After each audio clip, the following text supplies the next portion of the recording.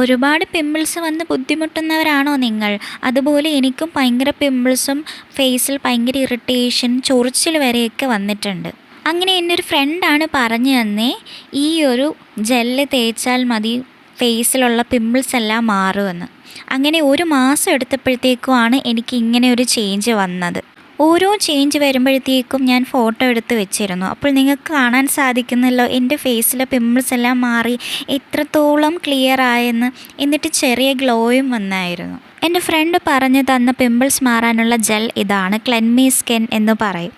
അപ്പോൾ ഈ ഒരു ജെല്ല് രാത്രി തേച്ചിട്ട് രാവിലെ കഴുകിക്കളഞ്ഞാൽ മതി. അത്രയും നേരം ഇത് നമ്മുടെ ഫേസിൽ വേണം. അപ്പോൾ ഇതൊരു ജെൽ ബേസ്ഡ് ക്രീമാണ്, നിങ്ങൾ കണ്ടില്ലേ.